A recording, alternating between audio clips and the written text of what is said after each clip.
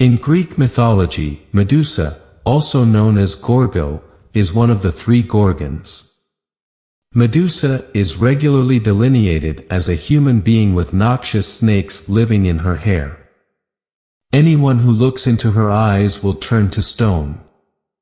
Most sources depict her as the girl of Phorcys and Ceto, in spite of the fact that the creator Hyginus proposes that she was the girl of Gorgon and Ceto.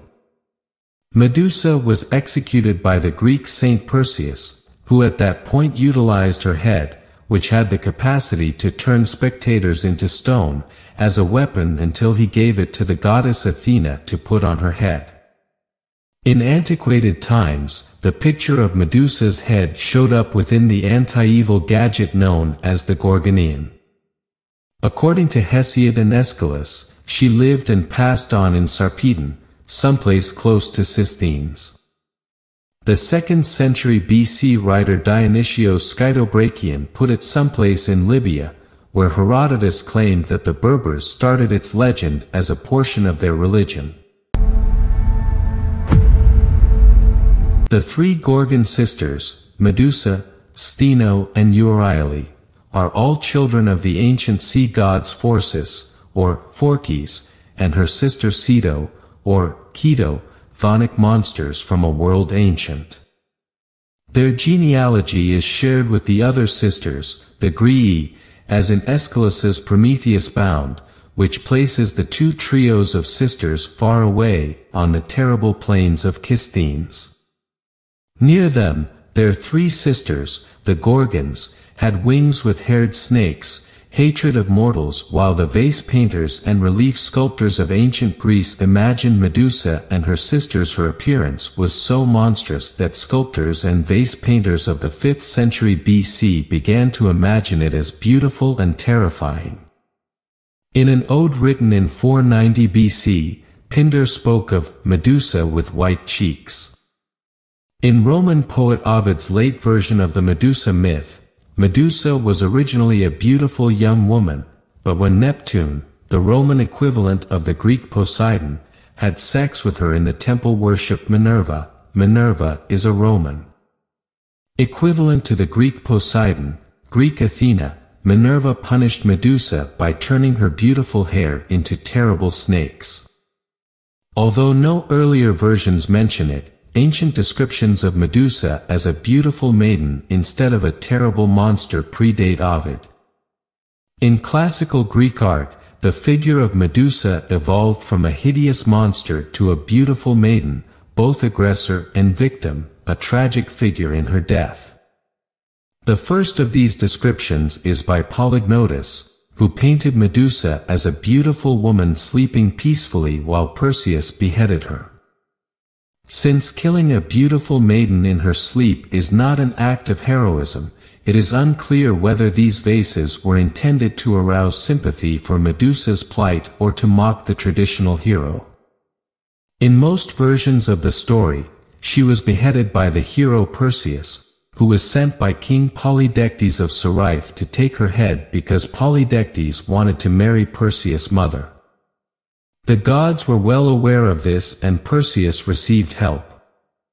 He received a reflective shield from Athena, Hermes' golden-winged sandals, Hephaestus' sword, and Hades' helmet of invisibility. Since Medusa was the only one of the three Gorgons who was mortal, Perseus was able to kill her. He did so while looking at the reflection of the mirror he received from Athena. At that time Medusa was pregnant with Poseidon. As Perseus beheaded her, Pegasus, a winged horse, and Chrysaor, a giant brandishing a golden sword, emerged from her body. In Greek mythology, Medusa, also known as Gorgo, is one of the three Gorgons. Medusa is regularly delineated as a human being with noxious snakes living in her hair.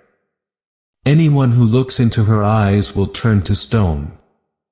Most sources depict her as the girl of Phorcys and Ceto, in spite of the fact that the creator Hyginus proposes that she was the girl of Gorgon and Ceto. Medusa was executed by the Greek saint Perseus, who at that point utilized her head, which had the capacity to turn spectators into stone, as a weapon until he gave it to the goddess Athena to put on her head. In antiquated times, the picture of Medusa's head showed up within the anti-evil gadget known as the Gorgonian. According to Hesiod and Aeschylus, she lived and passed on in Sarpedon, someplace close to Sisthenes.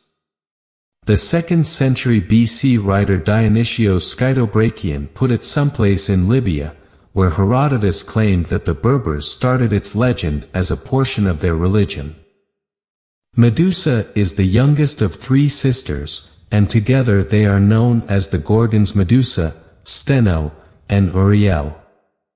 All 3 were extremely feared because their appearance was terrifying and nauseating, and they had a bad reputation as evil creatures, with the exception of Medusa. Even though Medusa is the only mortal of the 2 sisters. She was a beautiful woman, and her beauty was praised by humans and gods throughout her life, as it was said that no one on earth possessed such beauty. While her sisters took on a truly terrifying appearance over time, Medusa became a loyal follower of the goddess Athena and, along with her sisters and best friend, was virtuous. She was playing pretend to be the goddess Athena, and she admired Athena very much. So she really wants to be like her. She spent her childhood with adventures, along with her virtuous best friend. She grew up in a house filled with happiness, and when she grew up, she became a beautiful young woman with admirable beauty, shocking everyone who sees it. Medusa desperately wanted to become a priestess and belong to the temple of the great goddess, and she said that when she was old enough to do so, she would give up everything to become part of the temple. On the other hand, Medusa's virtuous best friend was very close to the young girl every day.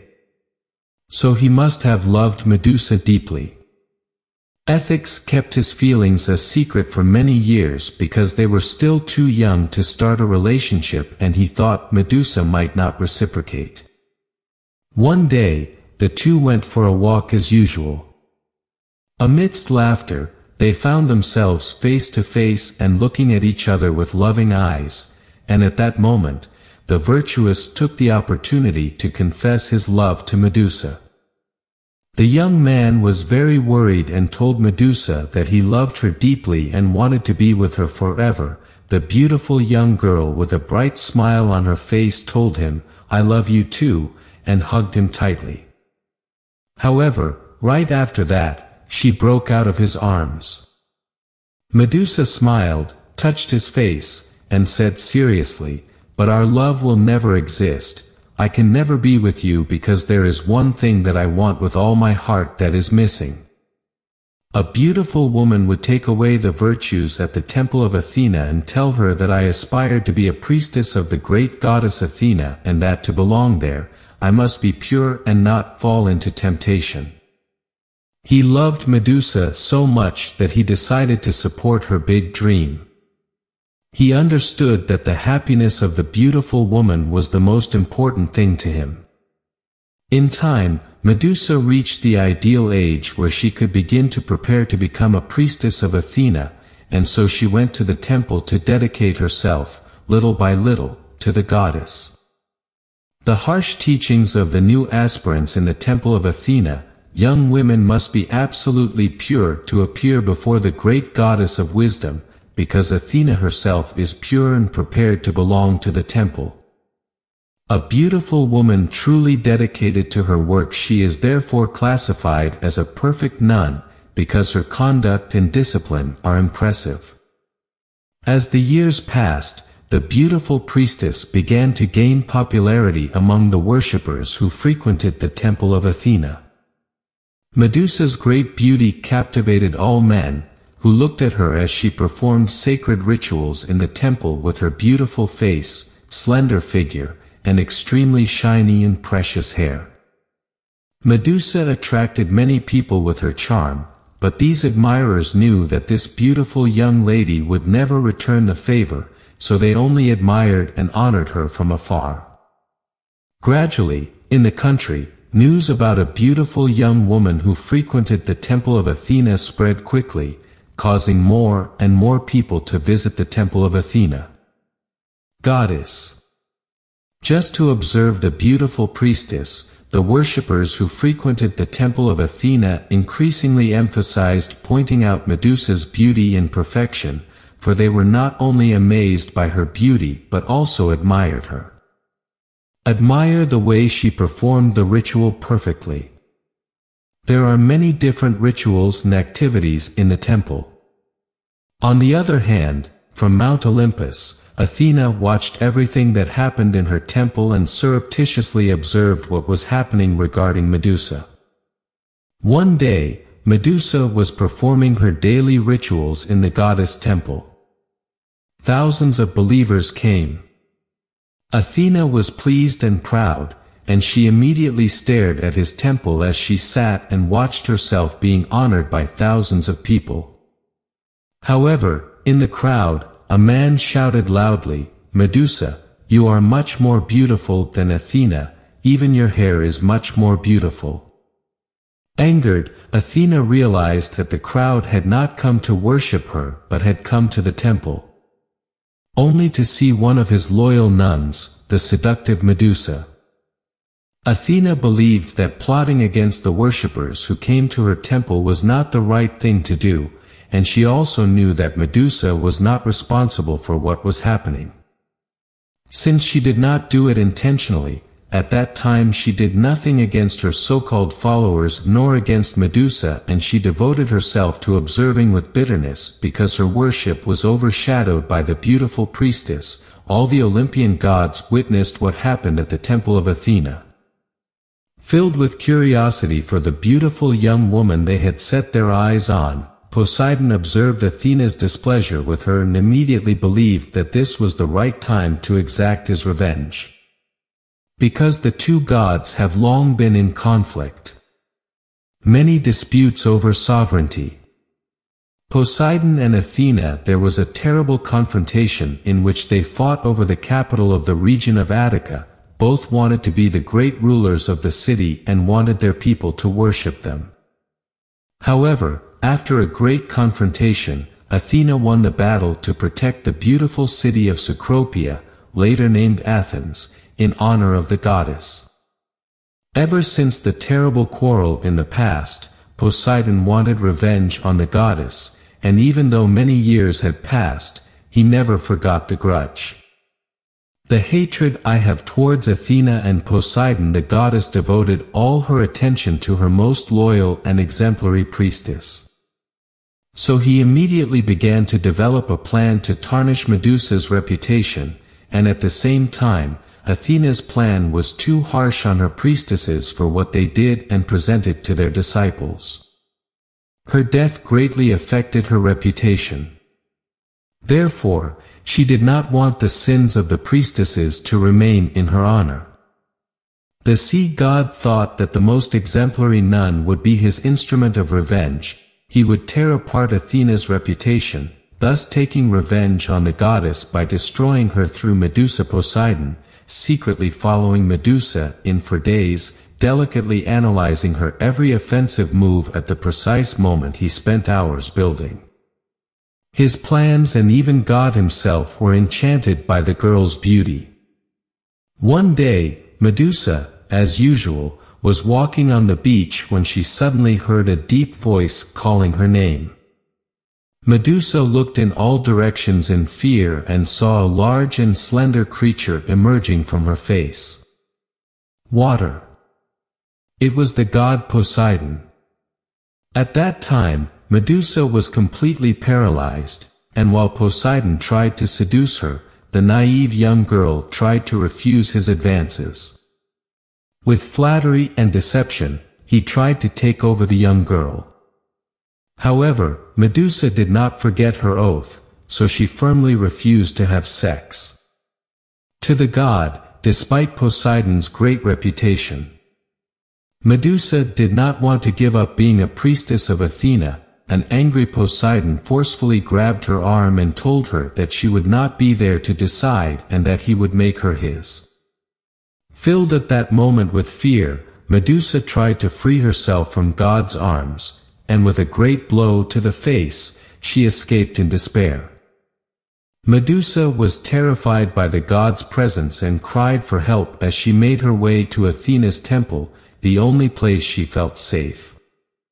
However, Poseidon did not give up and, filled with desire, followed the beautiful girl to the temple. With tears in her eyes, Medusa begged for the protection of the kneeling goddess. At the foot of the statue of Athena, she cried for help, while Poseidon entered the temple and immediately saw Medusa kneeling on one side of the altar. Athena's desire quickly blinded him. He ran towards the young woman and grabbed her by force, who was trying her best to run away but failed. In doing so, on Athena's altar, Poseidon raped the most loyal of his rival priestesses. Poseidon then slowly left the temple, leaving behind a completely unclean sanctuary and the temple of Athena, which the goddess prided herself on for its purity. He also left Athena, Medusa's most devout priestess, completely devastated. When Athena witnessed what happened, she went to her temple, and, filled with anger, she accused Medusa of desecrating her temple of the Immaculate Conception. Athena told Medusa that her exuberance and arrogance had caused men to harass her, and she blamed her for the abuse Poseidon had inflicted on her after hearing the goddess' harsh words. Medusa felt ashamed and guilty. Athena could not control herself. Her anger was against Medusa, so she decided to punish her forever, and so the goddess turned her into a monstrous and terrifying person, just like the gods and her sisters. Her hair turned into a poisonous snake, and Medusa continuously cried on the temple floor. She did not know what to do because she was no longer pure and her appearance was truly scary. At night, while searching for his beloved Medusa, cruel rumors surrounded the girl, so he decided to visit her. As soon as he entered the temple, he saw her lying on the ground, crying bitterly. Ithacals called out to her, and with comforting words, he slowly approached her. Medusa yelled at him not to come closer because she didn't want him to see what she had become. She didn't listen to him and continued to approach her until he reached her shoulder. Virtue touched Medusa's shoulder and suddenly got a big bite. The frightened Medusa immediately stood up and looked straight into the eyes of the morality, which immediately turned to stone. Medusa was extremely scared and did not understand what had just happened. She hugged her friend's figure and cried out in despair because she couldn't believe what she had done when she realized what she had to endure. Medusa decided to escape the city and ran away in despair. Those who saw her cried out in cruelty at her terrible appearance. Therefore, it was simply inevitable that the young girl would not return to witness their transformation into stone statues. Medusa was hiding among the trees so as not to be seen, but news had spread that a terrible creature was turning to stone and terrorizing people. The people were furious. They gathered spears and torches to find the beast and kill all the hunters. Medusa did not return until a few days later, and they were found turned to stone. Everyone in Athens was terrified because the terrible monster could end them.